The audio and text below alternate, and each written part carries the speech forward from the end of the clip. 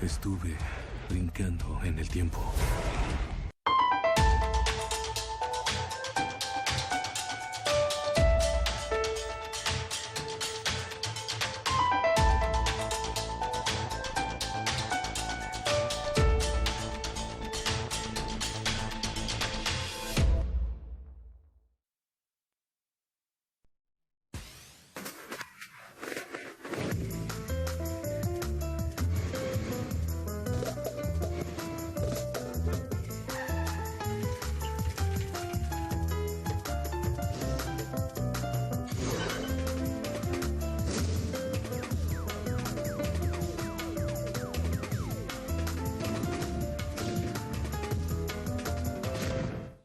La mejor de las tardes, amigos, la tarde de jueves, otra tarde para celebrar, estar vivos y en vivo, en un espacio como este, con la suerte que tenemos de contar con ese público maravilloso que siempre nos sigue, de 6 a 7 aproximadamente, de lunes a viernes, y que nos los hace saber siempre a través de las plataformas digitales. Así que estoy feliz, espero que hoy también se comuniquen por esas vías. Sí. Estamos vivos, mis buenos amigos, y la verdad es que uno está vivo y tiene que celebrar la vida por tantas razones. Una de ellas es porque circule una buena sangre por nuestras venas. Y hoy nos vamos a detener en la sangre, porque el 14 de junio es el Día Mundial del Donante de Sangre. Ojo, una fecha a que el mundo científico y no científico le presta muchísima atención, porque sirve para visibilizar la importancia que tiene dar sangre para otros. Y hoy nosotros queremos verlos desde un punto de vista que a mí me fascina, que es desde la historia de la medicina, del arte, porque no siempre fue fácil donar sangre, ni estaban claros los científicos cómo conservarla, no se conocían los grupos sanguíneos y, para suerte de nosotros, de nuestra revista que ya este año celebra 19 años, ahora en julio, ya tenemos 19 años. Cuando nuestra revista comenzaba, hacía muy poco que se había fundado un año el Grupo Nacional de Investigación de Historia, Arte y Medicina, ISTARMED. Yo tuve la suerte de conocer a su directora, que hoy considero que además es una excelente amiga, y vamos a aprovecharnos de los conocimientos de ISTARMED para adentrarnos en la historia de la sangre, qué ha pasado siglo tras siglo, cuál es la mística que rodea la magia, y también hay fenómenos oscurantistas relacionados con la sangre, y cómo al final se conoció que es vital de un ser humano a otro, pero ojo, cómo se traslada de unos hacia otros. Estoy feliz de que la doctora Isis Betancourt, creadora de este grupo, una doctora fabulosa, esté hoy con nosotros para acompañarnos en este tema de la historia de las donaciones de sangre. Así es, Raquel, un tema muy interesante. Tengo también el segmento de las noticias culturales. Recibo a Basilia Papastamatiu, viene a hablar de un premio muy importante que acaba de merecer con un cuaderno que inédito, no ha salido todavía, y Aldo López Gavilán, que viene a presentarnos un concierto muy especial el próximo sábado desde el Teatro Martí. Y luego estaré conversando con dos integrantes de Canal Clave que vienen a contarnos sobre la campaña de comunicación de este canal, que el próximo 10 de junio está celebrando 11 años de su fundación. ¡Qué bien! Bueno, pues entonces vamos a tener esos detalles, esos pequeños detalles que tanto gustan de nuestro programa, y buena música. Buena música, claro que sí, un estreno musical. Aquí está la mexicana Yuridia junto al grupo Ángeles Azules. Felicítalo en la portada musical de Tarde en Casa. Qué privilegio recibir en el día de hoy a la doctora Isis Betancourt. Gracias, doctora, por estar. Bueno, me encanta recordar que a los inicios de la revista fue un placer conocerla. Sí. Llevaba un año ya de su gran empeño, usted, su esposo, una comunidad de científicos impresionantes, con este proyecto que ya hoy es un Grupo Nacional de Investigación, de unir historia, arte y medicina. A mí me fascinó desde el primer día, y no he perdido el contacto con la doctora, con sus alumnos, que ya son profesionales, y celebraron 20 años. Celebramos 20 de existencia ya con un coloquio. Con el coloquio ISTARMED. Quisiera que me hablara un poco de este 13º coloquio, que fue un coloquio integrador, le llamaron ustedes, de historia, arte y medicina. ¿Estuvo complacida? ¿Cómo fueron los resultados del coloquio? Sí, realmente el coloquio fue exitoso. Yo creo que reunió pues esos 20 años de trabajo, porque surge el proyecto como proyecto, la idea del proyecto en el 2004 y en este 2024 estábamos celebrando en el 13º coloquio nuestro 20 aniversario y reunió a talentosos profesionales, esos que nos han acompañado a lo largo de todo este tiempo. Tú eres parte de la historia también de Istarmet, los que pudieron estar con nosotros, pero reunió también a los amantes del arte, a los amantes de la historia, a importantes profesionales de las ciencias, pero también de las artes que fueron con sus saberes a llevar todo este conocimiento e hizo que el coloquio que lo hicimos en Julio Trigo, en la Facultad Julio Trigo, el sitio que vio nacer la idea, el proyecto, donde está el centro rector, pues ahí se realizó el aniversario 20 y lo celebramos con todos esos alumnos, profesionales, amigos y fue realmente una fiesta de la cultura y el conocimiento. Por cierto, que hay que destacar que la profesora es profesora de este centro universitario que es la Facultad Julio Trigo de la Universidad de La Habana, que también la doctora es secretaria de la Sociedad Cubana de Medicina Interna, porque es especialista en medicina interna, pero el amor suyo y la dedicación al centro, al Grupo Nacional de Historia, Arte y Medicina a mí me fascina, porque es constante. Hace 20 años ustedes tenían un lema que a mí me gustaba, que decía, solo el que de medicina sabe, ni de medicina sabe. ¿Siguen manteniendo ese lema? Esa frase siempre te encantó. Esa frase se la tomamos prestada a José de Letamendi, un médico español que fue además filósofo del siglo XIX. Nosotros se la tomamos prestada, pero nos acompaña y nos acompañará. Y yo creo que se puede extrapolar a otras ciencias. El que solo sabe de lo suyo, ni de eso sabe. Él, como médico culto, se refería a que el médico tenía que ser integral. Y el médico que nada más que puede hablar de medicina, pues su conocimiento es muy limitado. Específicamente, los profesionales de la salud pues tienen que tener un conocimiento muy amplio, que vaya a todo lo humano. Por lo tanto, usted necesita saber, sí, de la ciencia, pero usted necesita conocer de la cultura, necesita conocer de la sociedad, necesita conocer de todo, de la religión, de la vida, de la historia y de todos los elementos que van a lo humano. Ahí se aplica muy bien la frase, nada humano nos puede ser ajeno. Así es. En estos 20 años por el grupo, han pasado muchísimos estudiantes de medicina, muchachos talentosos, muchachos que son capaces de unir los estudios de la medicina más estos otros contenidos de historia, de arte, que son contenidos realmente muy serios, importantes y que es una carga también académica, pero que han asumido estos estudiantes de medicina, que ya están graduados y muchos son especialistas. ¿Cuál ha sido la experiencia, doctora? Cuando ya usted los ve, yo tuve una hace poco, a Anaís, cómo no. que fascinó a todo el mundo con sus conocimientos, esto de otorrinolaringóloga, y me fascinó que la había conocido. ¿Cómo usted ha visto el desarrollo de estos alumnos que se han graduado de medicina y de historia, arte y medicina? El de Tarde en Casa ha sido parte en nuestra historia de la posibilidad de traer a este mismo escenario, siendo estudiantes algunos, otros siendo ya profesionales. Hemos hecho programas con ellos y en los cuales no es sorprendente el desarrollo, porque cuando usted coge a un estudiante o a un profesional, le enseña de historia, le enseña acerca de las artes, le enseña cómo es que se puede entender la música, la pintura, lo elemental que te permite entender las artes, y luego entonces lo unes a las ciencias, obtienes un profesional interdisciplinar que tiene un conocimiento interdisciplinario y que eso lo va a hacer mejor en su desempeño, mejor en su profesión, pero también mejor en su comportamiento humano. Y por lo tanto, hoy ellos dirigen algunos centros, dirigen procesos, entienden las artes y por lo tanto hacen cursos, se unen a todo el trabajo que hacemos y permiten que otros profesionales se sigan desarrollando con esta idea.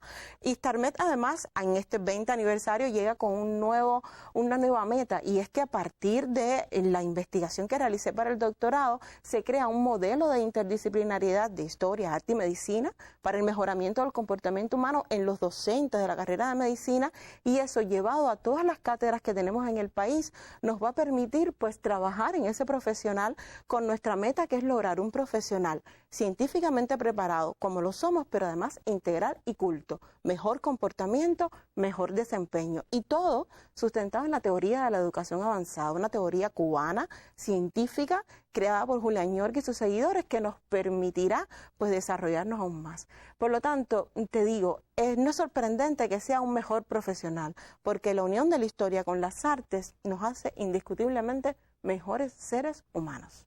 Eso es una realidad. Y nosotros vamos a aprovecharnos de estos profesionales, de estos conocimientos relacionados con la sangre a propósito del Día Mundial de la Donación, porque la historia de la medicina es algo fascinante. Cuando usted logra entenderla, incluso a veces logras entender sus padecimientos. No estoy jugando. Porque tiene una lógica. El pensamiento humano ha sido tan fabuloso que uno ve ahora las cosas tan fáciles, pero cuando se da cuenta cómo fueron ellos analizando y llegando a estos fenómenos que hoy es tan fácil llegar. Oye, necesito una transfusión de, digamos, un grupo de sangre. De AB positivo. AB positivo, porque eres AB positivo. Positivo o positivo. O positivo, ¿qué aporta? Cuando regrese voy a estar hablando por esos primeros momentos de la humanidad, la sangre y todos estos elementos hasta místicos que la rodean, pero eso va a ser más adelante. Ahora quiero que se queden con estos detalles de nuestra revista.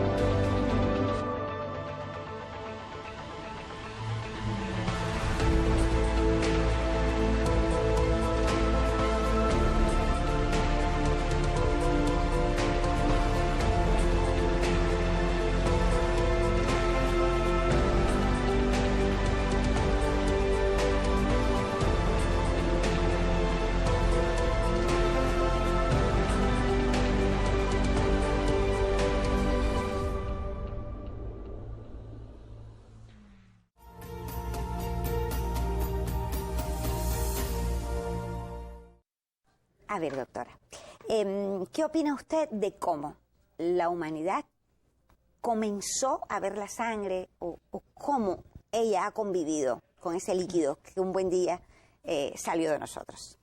La sangre siempre fue, ya tú lo decías, algo místico y forma parte de ese mundo mágico religioso de los antiguos. Porque, por supuesto, en una herida o en cualquier evento, o viendo incluso a los animales, se podía ver ese líquido que salía del cuerpo y que si se perdía la vida. Por lo tanto, la sangre siempre estuvo relacionado con la vida, pero también estuvo relacionado con los espíritus malignos. Por eso se consideraba que cuando salía la sangre estaba saliendo el mal.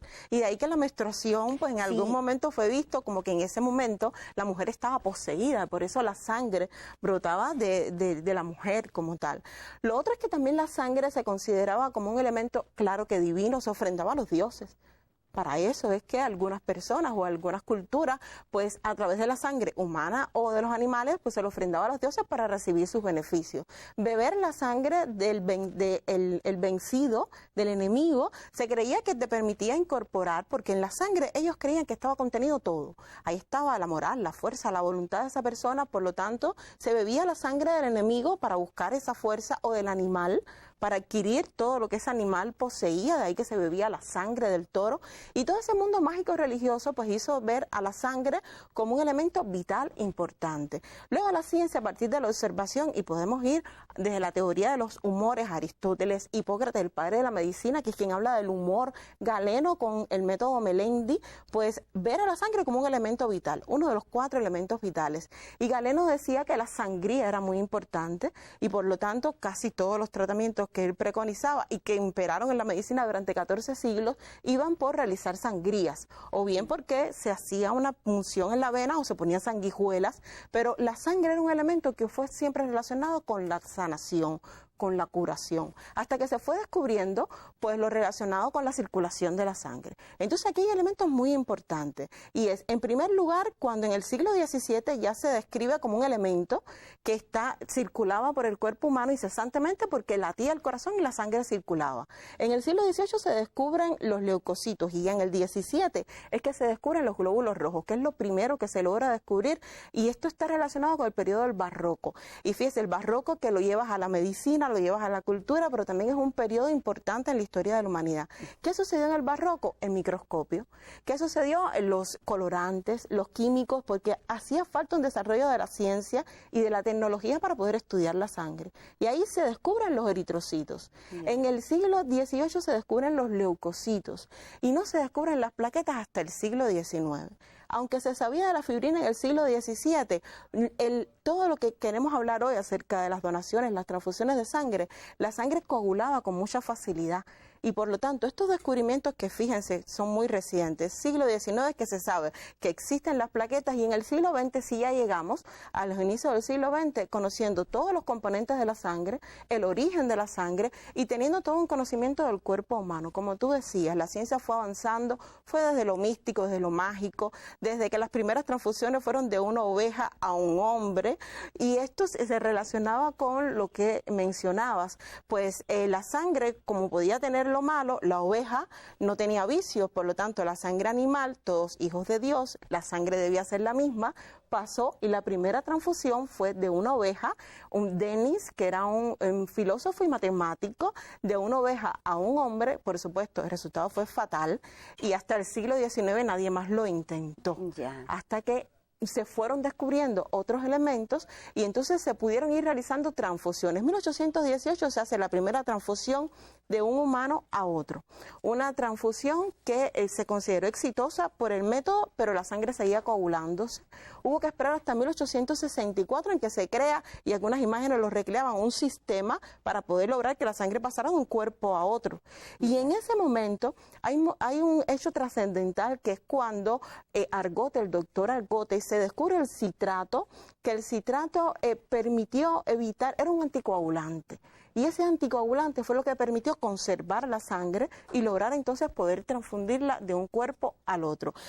Argote no lo patentó, el doctor Argote argentino, porque decidió que era un elemento que debía quedar para toda la humanidad, Primera Guerra Mundial, que se pudieran tener las sangres, los donantes de sangre, y que la sangre se le pudiera dar a todo aquel que lo necesitara. Y fue uno de esos hechos altruistas y que forman parte de la historia de la medicina. Ahora, te dejo en un detalle. Había que llegar a encontrar, porque sí, algunas personas no tenían un desenlace fatal, pero otros sí. Y entonces es que llegamos en 1901 con el doctor Karl Landsteiner al descubrimiento de los grupos sanguíneos. de la compatibilidad, de que la sangre no es la misma, aunque tenga el mismo color, de que existen varios grupos e incluso 40 años después, este mismo médico y otro grupo de investigadores describen el factor RH o RH en una investigación realizada en el macaco rhesus, de ahí su nombre. Las mujeres sabemos mucho eso de RH positivo, RH negativo, todas las que somos mamás, porque desde que te realizas por primera vez, te determinas el grupo sanguíneo, hay que saber si eres RH positivo o RH negativo. La sangre la heredamos de nuestros padres, de ese momento maravilloso, mágico, en el que se une el cromosoma materno y el paterno, y usted hereda un grupo sanguíneo que es el suyo. Y de hecho aprovecho para decir, hay veces que tú le preguntas a las personas, ¿cuál es su grupo sanguíneo? Y las personas te dicen, no sé. Mire, eso es un elemento muy importante que todos tenemos que conocer. Así como usted se sabe su carnet de identidad, usted tiene que saber cuál es su grupo sanguíneo y sus factores RH. Porque según una condición X no se puede realizar el proceder, usted tiene que decir, yo soy A positivo, porque es un elemento que puede salvarle la vida en un momento determinado. Entonces, esa historia de la sangre relacionado con un mundo que fue desde lo que dejaron en las cavernas los antiguos representando los corazones, desde esas películas, desde esa música que te trae como ejemplo el corazón con la sangre de su color rojo, que luego llega a diferentes escenarios, este es uno de ellos, y que todo se relaciona con el color rojo de la sangre, por supuesto que fue marcando la vida de los humanos a lo largo de la historia, y qué bueno traerlo en esta tarde aquí y poder comentarlo de esta manera. Resumida, pero que ahí va todo Resumida, pero faltan algunos detalles, porque estamos pensando solo en la transfusión, pero de la sangre también salen muchos otros elementos importantes que sanan el cuerpo. A mí me llama la atención estos otros, porque nada más que contamos, me gustaría, cuando regrese a hablar con la doctora de estos otros elementos que aporta la sangre, que utiliza la medicina, y también de algo tan terrible como son las guerras, pero fíjense cómo dentro de la historia de la medicina, científicos y doctores, las guerras sirvieron. ¿Para qué sirvieron las guerras desde el punto de vista de los doctores y en este caso de la sangre? Qué labor altruista la de este doctor argentino en la Primera Guerra Mundial, pero más adelante. Conversaré esto con la doctora. Ahora los dejo, que ya está listo Leiber Gómez con las noticias culturales.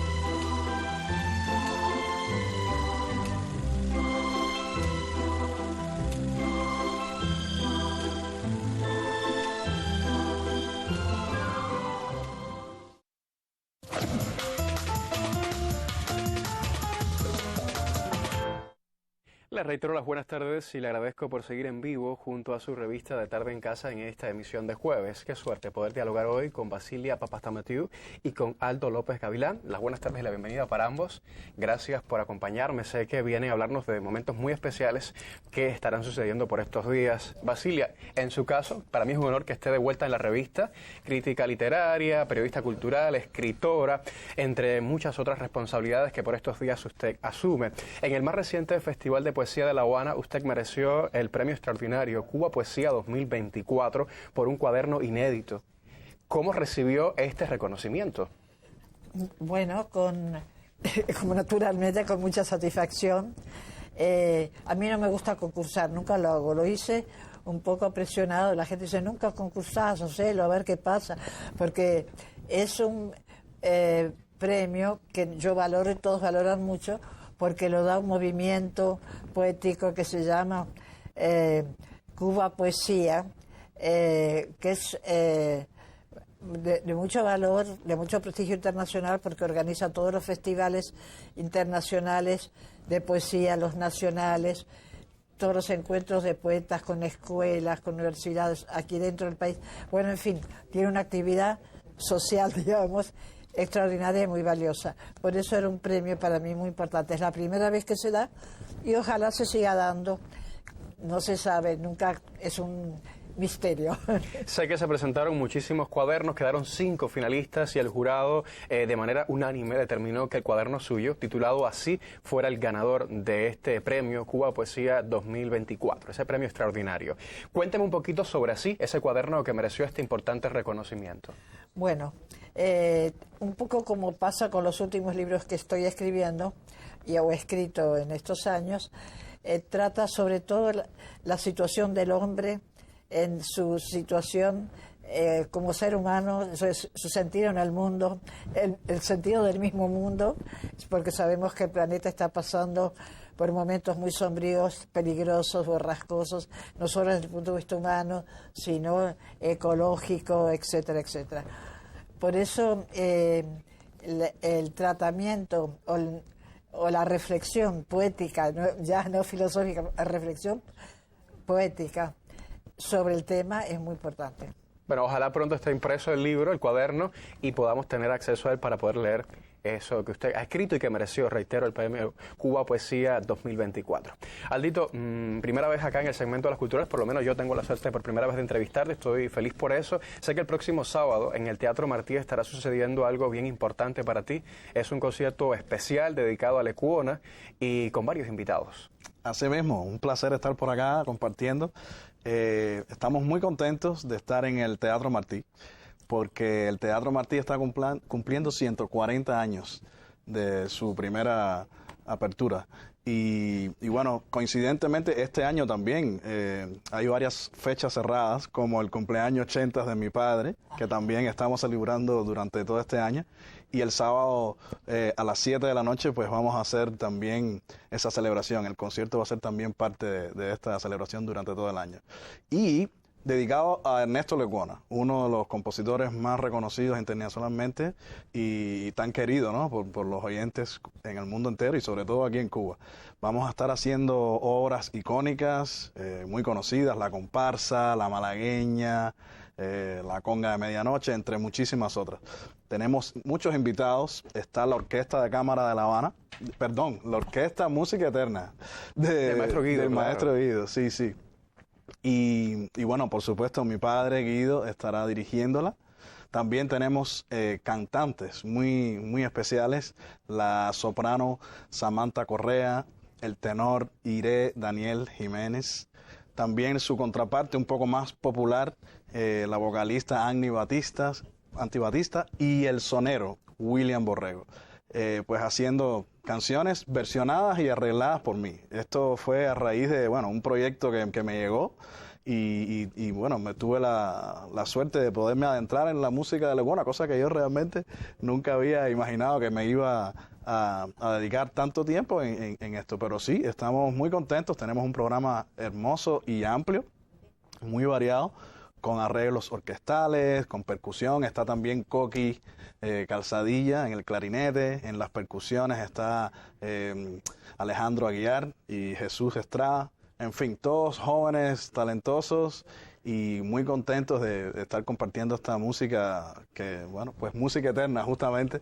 de Ernesto Lecuona. Bueno, pues allí estaremos entonces, Aldito, para acompañarte en este concierto maravilloso. Otra vez, felicidades para usted, Basilia. Gracias. Me alegra muchísimo que haya merecido este importante reconocimiento, uno más en su extensa y fructífera trayectoria literaria. Y bueno, pues éxitos en ese concierto, sé que será de esa manera porque hay grandes invitados y bueno, el talento de Aldo está asegurado, así que usted ya sabe, será un momento único que no puede perderse. El próximo sábado a las 7 de la noche en el Teatro Martí, celebrando el aniversario del teatro y también a Lecuona, ese grande de la cultura cubana. Éxitos. Gracias. Usted no se vaya, continúe con nosotros, estamos en vivo. En unos minutos regreso a este SEC para seguir compartiendo con otros invitados, siempre de tarde en casa.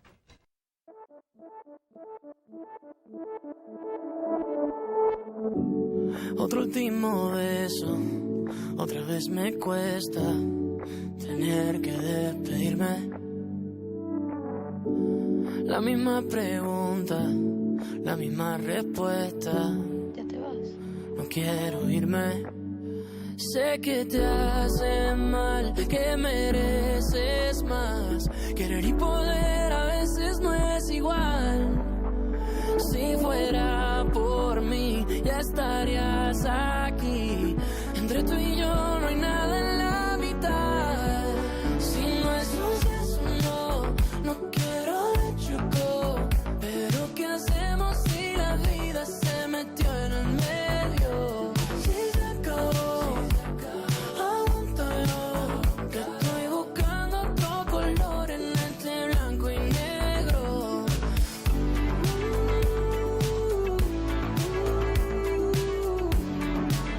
No te vayas.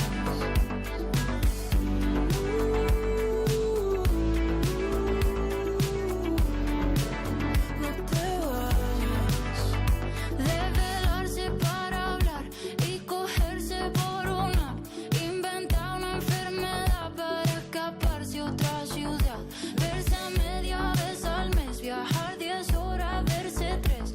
Cuando se ama lo más sabio es hacer una estupidez. Así que fuck la frontera, fuck los papeles, fuck los aviones y los hoteles. Esto no puede ser en vano. No quiero gastar más tiempo en mujeres que apenas se te parecen. Ni pretender que no te extraño. Si no es un sí, es un no. No quiero le choco. Pero ¿qué hacemos si la vida se metió en el medio? Si se acabó, aguántalo, que estoy buscando otro color en este blanco y negro.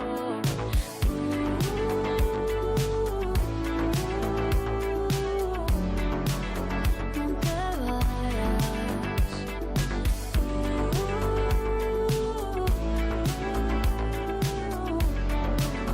No te vayas. Espera solo un poco, aguanta solo un poco, que aunque parezca loco, estoy en eso. Espera solo un poco, aguanta solo un poco, que aunque parezca loco. Si no es un sí, es un no. No quiero le choco. Pero ¿qué hacemos si la vida se metió en el medio? Si se acabó, aguántalo, que estoy buscando otro color en este blanco y negro. Espera solo un poco, aguanta solo un poco, que aunque parezca no te vayas. Estoy en eso.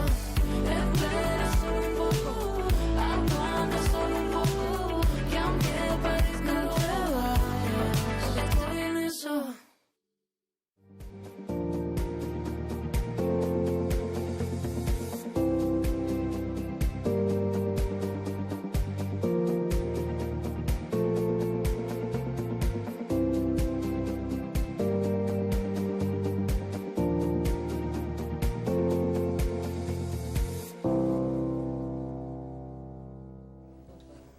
Pues sí, desde las 6:30 de la tarde, gracias a la doctora Isis Betancourt, doctora en ciencias, fundadora y directora del Grupo Nacional de Historia, Arte y Medicina, hemos hecho un breve paseo por la historia de las donaciones de sangre, del conocimiento del ser humano de la sangre. La doctora ha ido por siglos, ha ido por descubrimientos importantes, incluso el gran aporte que fue lograrla conservar, que no se coagulara. Pero doctora, generalmente entendemos que la sangre es vital de uno para otro para salvar nuestras vidas y todo, pero de ella, una vez que se dona, se hacen otros productos. ¿Qué puede decirme de ese otro valor que tiene donarla, conservarla y trabajar en qué, doctora? Mira, en esto hay un elemento muy importante. Decíamos que estuvo a la par del desarrollo de la ciencia y la tecnología.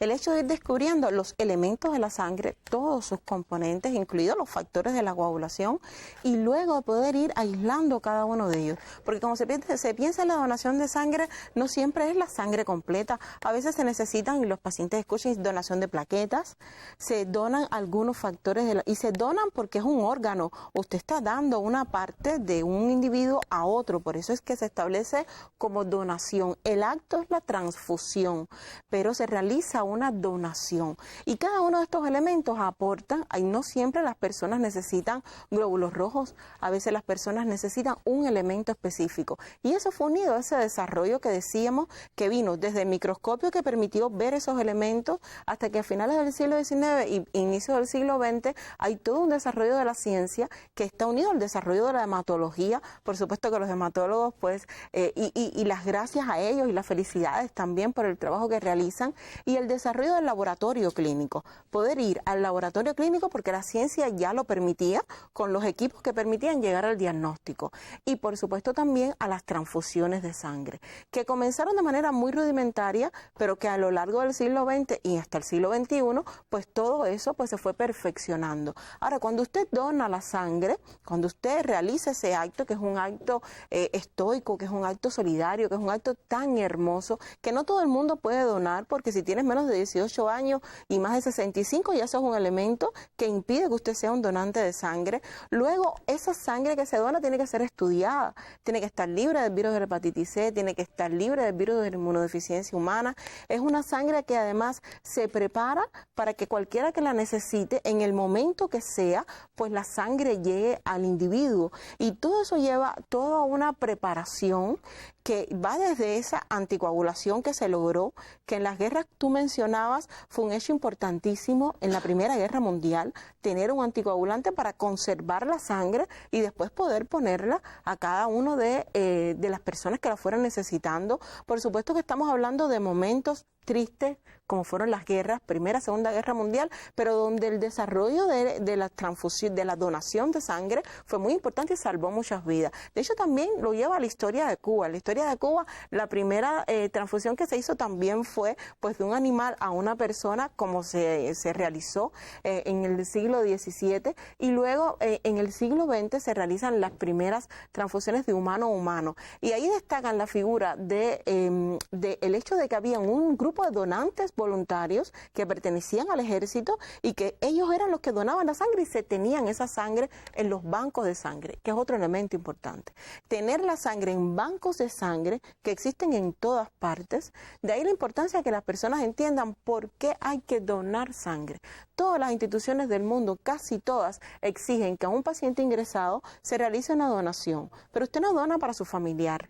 Usted no dona para su hijo, ni para su mamá, ni para su papá. Usted dona para la humanidad, para su país. Porque esa sangre, una vez que está procesada, pues se lleva a un banco de sangre y esos bancos interconectados hacen que cuando sucede cualquier hecho en el cual sea necesaria dentro de Cuba o fuera de ella, porque han habido momentos en los cuales se han enviado donaciones de sangre, la sangre se pide y llega a la persona que lo pueda necesitar. Veíamos en pantalla los grupos sanguíneos, hay grupos complicados, hay grupos que necesitan de una sangre y un donante específico, y por eso es tan importante realizar la donación, entender que es un acto humanitario, que es un acto solidario, y que cuando usted lo hace para todos los que lo necesiten. Y ahí puede estar involucrado alguien suyo o no, pero está involucrado el hecho de que una donación de sangre, como dice el eslogan, salva una vida. Usted da sangre, pero esa sangre usted no imagina lo importante que puede hacer para alguien en un momento determinado, o bien por las plaquetas, o bien por los eritrocitos, o bien por los factores de la coagulación, pero se necesita a diario en muchos lugares. Nosotros tenemos que insistir en la donación de sangre. El 14 de junio es un día, te lo decías, para visibilizar a esos donantes voluntarios que a veces no se reconocen. A veces las personas dicen, yo soy donante voluntario, pero en los lugares no se reconoce debidamente que es un individuo que todos los años dona su sangre para salvar la de otros que puedan necesitarla, la vida de otros que puedan necesitarla. Entonces, es una historia linda, que no es sanguinolenta, es una historia de amor.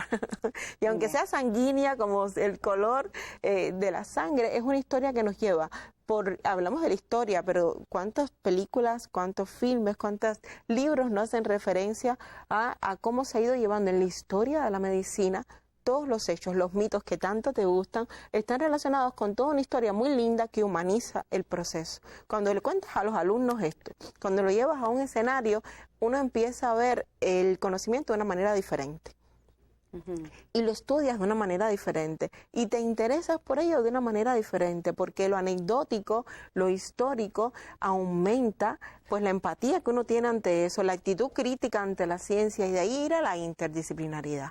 Unir los saberes para lograr ser un individuo que pueda entender todo lo que sucede, y puede estar en tu especialidad o no, pero tú lo que sabes es que de eso sabes un poquito. Ya. Y los enfoques porque ahora uno ve normal, ¿no? Pero había enfoques filosóficos, enfoques éticos. ¿Estará bien entregar tu savia, tu sangre, pasarla a otro? Eso ha pasado por muchas culturas también. Eso da para un capítulo. Y fíjate que hablábamos de cómo las primeras donaciones fueron de un animal a un humano. Y ahí estaba relacionado lo ético de que no fuera lo malo a pasar a un individuo.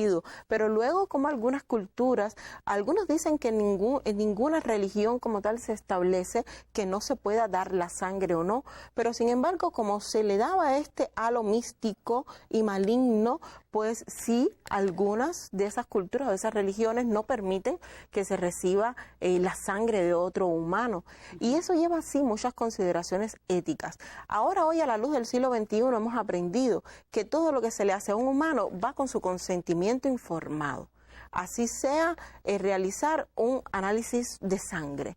¿Usted está de acuerdo en que se realice este proceder? El individuo debe hacerlo de manera consentida. Yo doy mi consentimiento para ello. También está la labor del médico, que tiene que hacerle entender al individuo qué es lo importante para su salud. Pero sí hay muchas consideraciones éticas relacionadas con la sangre, que todas van porque ese profesional esté preparado para entender al individuo desde la cultura, que puede ser lo mismo yoruba, que puede ser relacionado con alguna de las religiones que pertenecen al cristianismo, que puede estar relacionado con las religiones de otros lugares del mundo, pero el hecho de entender que cuando es necesario ese producto que viene de la sangre, ese elemento para salvar la vida, no hay nada más importante que la vida. La vida es lo más importante, y preservar la vida con salud tiene que ser siempre la meta de cualquier individuo. Y para ahí va el conocimiento, que a veces tienes que ir a hacerle entender la historia, a llevarlo a entender por qué eso en algún momento se vio así, y hoy en el siglo XXI, a los albores de una ciencia que cada vez sabe más, hay que tener un nuevo entendimiento de ese conocimiento. Por ahí va. Y sí, la ética lo lleva y hay que aprenderlo y hay que manejarlo, pero todo en función de prevenir, diagnosticar y curar, que es lo que los médicos, en fin, hacemos. Solamente esas tres acciones: prevenir, hacer un buen diagnóstico de las afecciones y luego ir a la curación, sin olvidar que el planeta es uno solo.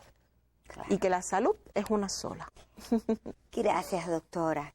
Y en la curación, que es tan importante, su sangre, la mía, la de todos, puede jugar un papel importante. De hecho, lo tiene. Qué bueno, ¿verdad? Que a pocos días del Día Mundial de la Donación de Sangre nos hayamos acercado, gracias a la doctora Isi y a este Grupo Nacional de Investigación de Historia, Arte y Literatura, a quien felicito en su aniversario 20, a la historia de la sangre, a la historia de las donaciones, de las transfusiones. Gracias, doctora. Y regreso con Leiber y sus invitados.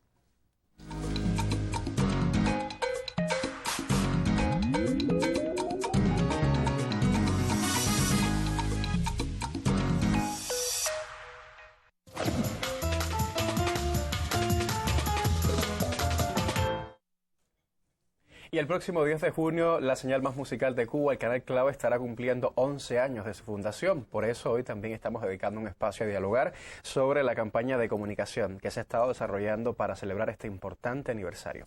Qué suerte es entonces poder dialogar con Sara Clisén, realizadora audiovisual de este canal, directora de varios espacios, y también con Diana Laura López, quien es comunicadora de Clave. Bienvenidas ambas. Muchas gracias y gracias por la invitación. Diana, sé que se ha estado desarrollando, ya decía, una campaña muy importante para festejar como merece este aniversario, el número 11 de Canal Clave. ¿Qué ha estado pasando? ¿Qué estará sucediendo próximamente? ¿Cómo están implicados de algún modo los televidentes en toda esta campaña? Bueno, con el equipo de comunicación del Canal Clave pensamos en una campaña macro que queremos involucrar en ella tanto a los trabajadores del canal, que son una parte fundamental, Sara lo sabe, de nuestros procesos, a los televidentes, que son otro de nuestros, pues, es nuestra razón de ser, y a los artistas. Entonces, para ello hemos estado haciendo varias acciones de comunicación en redes sociales, también en varios programas del canal. Y bueno, nuestro aniversario es este 10 de junio y para ello queremos celebrarlo con una revista súper especial que hicimos, espero que todos lo vean, que saldrá el domingo 9 de junio a las 7 de la noche por nuestro canal Clave y también por el canal de YouTube que tenemos en el canal Clave, por así decirlo. Entonces, nada, en redes hemos hecho muchas acciones en la calle con el público, haciendo preguntas, interactuando. También tenemos espacios para que ellos nos digan qué les gusta, qué no les gusta del canal. Queremos que estén involucrados, que se sientan identificados con el canal Clave, que sientan que los estamos atendiendo, que se vean reflejados en el quehacer del canal. Y bueno, tenemos abiertos todos nuestros sitios de redes sociales, Instagram, Facebook, YouTube, Telegram. Y bueno, por Telegram estamos también haciendo encuestas sobre la programación. Y bueno, Sara ahora va a hablar un poquito más sobre esos resultados de las encuestas, que uno de sus programas fue uno de los más votados, que le gusta mucho al público y bueno, en eso estamos trabajando ahora. Sin dudas es pensar también en el público, como están haciendo algo que de alguna manera celebra como merece este importante aniversario, el 11 de Canal Clave, la señal musical. Sara, sé que eres directora, ya mencionaba de varios espacios. Sí, uno de ellos, a toda voz, que mereció también el reconocimiento del público como uno de los espacios más vistos de Canal Clave. Cuéntame un poquito sobre esos espacios que diriges, cómo ha sido el trabajo durante estos años en Clave y sobre todo de este programa, los horarios para aquellas personas que tal vez no lo conozcan, bueno, pues se acerquen a él también. Bien, bueno, en el canal Clave tengo varios programas. Tengo Onda Retro, tengo A Toda Voz, tengo también Video Mundo y está también por presentarse, bueno, vamos a hacer un proyecto nuevo ahora para el verano, el proyecto sobre el rap, que se llama el programa Flow. Entonces, en cuanto a Toda Voz, estaba escuchando a Dianita y bien nos estaba diciendo la importancia que tiene, ¿no? La retroalimentación que existe cuando se comunica uno escuchando el criterio del público. A Toda Voz fue uno de los más vistos y ahí por Telegram pudimos ver esos resultados y nada, eso te llena de satisfacción. Es un programa que realmente me lleva mucha dedicación y nada, cuando sabes que la gente lo aceptan así, es lo que te llena de satisfacción. Gracias también al equipo que tengo logrado con A Toda Voz. Tengo el trabajo con mi conductora Elaine Sotolongo, que creo que le da un brillo especial al programa. Mi camarógrafo también, Gabriel Caraballo, con los planos que logramos. Y bueno, nada, de verdad que estoy muy feliz con lo que estoy tratando de lograr con el programa. ¿Cuáles son los horarios del espacio? El horario es sábado 11 de la mañana. Todos los sábados 11 de la mañana. Bueno, y tiene retransmisión los lunes a las 10 de la mañana. Es decir, que si no lo podemos ver el sábado, el lunes, usted lo puede... Importante decir que A Toda Voz es un programa específicamente para voces femeninas, de todas las artistas actuales y talentos nuevos también, ¿no? Más bien son artistas de un corte comercial, pero tratamos de ser selectivos en la música que se escoge, para que tenga calidad el programa. Y Flow sería el espacio que saldría en el verano entonces. Exacto. Flow es sobre el rap, como estaba diciendo. Estoy también muy contenta de poder hacer este programa porque el rap es un género que me gusta muchísimo y tuve la oportunidad a partir de también una de las musicólogas que tenemos en el canal, Yurien Heredia, que ella presentó esta propuesta y nada, casi robé. Casi robé porque me lo dieran y estoy también muy contenta con eso, poder hacerlo.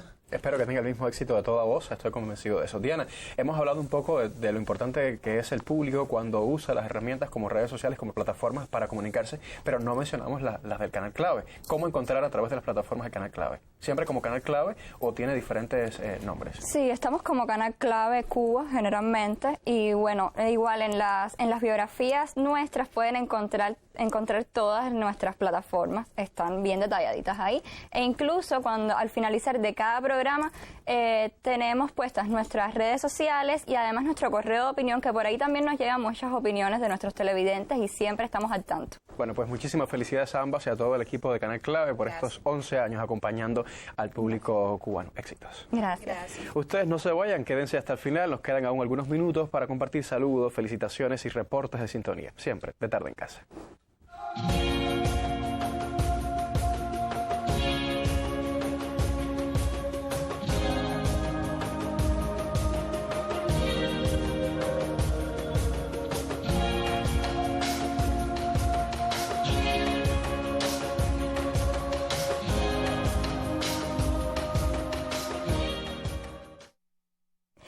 sí, son muchísimos los amigos que están agradeciendo el tema. Gracias a todos. Bueno, aquí tengo algunos nombres, tú tienes muchos otros allí, porque aparte de sumarse al tema, están esos cariños que nos envían a través de las redes, que nos desean buenas cosas, pero sobre todo que agradecen un tema como el de hoy. Y nosotros agradecidos a ustedes. Así es, Raquel. Quiero saludar a Nilda Rosa Raymond, es una excelente amiga, siempre nos ve, realiza un trabajo muy importante en la salud y bueno, es fiel televidente de la revista y nos lo hace saber siempre a través de la vía SMS. Gracias. El saludo también para otro buen amigo que se comunicaba hace unos días, Alexander Conde, es muy bueno en redes sociales. El Conde, yo le puse el Conde. Es colaborador de la revista, nos ayuda muchísimo en el grupo de Facebook. Sí, gracias, Conde. Para ella quiero felicitar también a Anicia Agüero, exdirectora del Fondo Cubano de Bienes Culturales, que estuvo celebrando cumpleaños el pasado lunes y bueno, recibe 3 la de felicitación. junio cumple Anicia Agüero y no se me olvida nunca. Qué gran mujer, qué gran promotora. A veces ve nuestro programa. Felicidades, Anicia. También para Rosa María Hernández, desde La Habana Vieja, que es fiel televidente, hace unos días compartía con su esposo Ricardo y me decía que son fieles ambos de la revista, que no se pierden ninguna emisión. El saludo también para otra buena amiga, Ángela Hernández, que se comunicaba a través de la vía SMS para reportar sintonía con el programa. Ya, bueno, para aquellos que han preguntado, que los muchachos están en primer año de medicina, que quieren ahora después de este programa, interesados pertenecer al Grupo Nacional de Investigación de Historia, Arte y Medicina, que dirige la doctora Isis, desde su facultad busque información allí, que en cada facultad existen los medios importantes para remitirlos al grupo y que ustedes puedan participar en este grupo desde su facultad de Medicina. Es un grupo maravilloso, gracias por interesarse en él y también por estar en nuestra revista, que ya termina, porque 7 en punto, se acabó. Sí. Pero mañana regresamos, Raquel Malledo. Claro, esa es la suerte que tenemos, que estamos puntuales a las 6 aquí mañana, porque aquí, para hacerle útil, lo tenemos todo. O casi todo. Muy buenas tardes.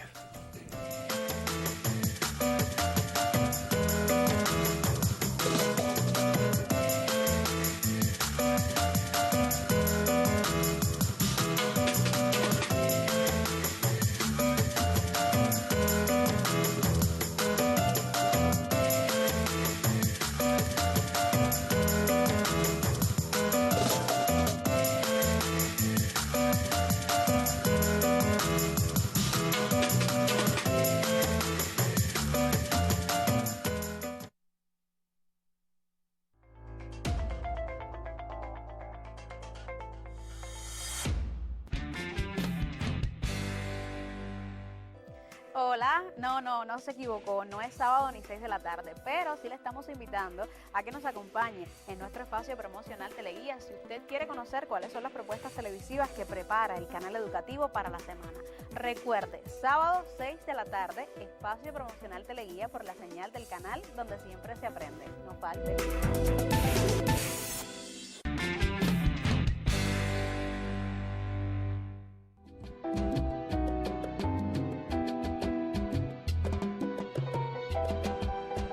Pienso que Alejo es uno de los más grandes intelectuales cubanos, no solo del siglo XX, sino en general.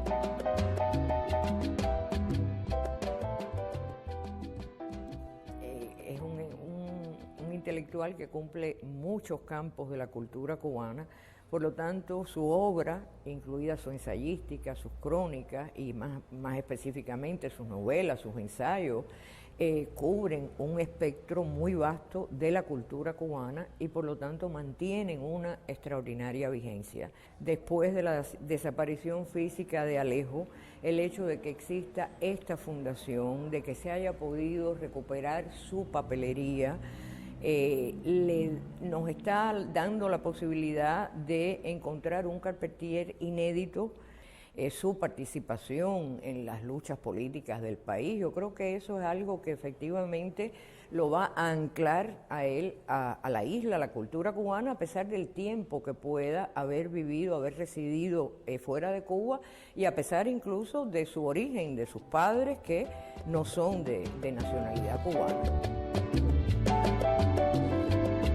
Esa sensibilidad de Alejo hacia la cultura, hacia la música, la arquitectura, la Habana colonial, o sea, son cosas que definitivamente lo marcaron y lo hicieron elegir este país como centro de su obra, de su vida, de su experiencia. Puede efectivamente llegar la magia, ahí es donde está el talento, la creatividad del escritor, que a pesar de que uno no pueda apreciarlo en toda su riqueza, siempre le va a llegar algo. Y yo creo que nunca deberían faltar las obras de Alejo Carpentier en las librerías.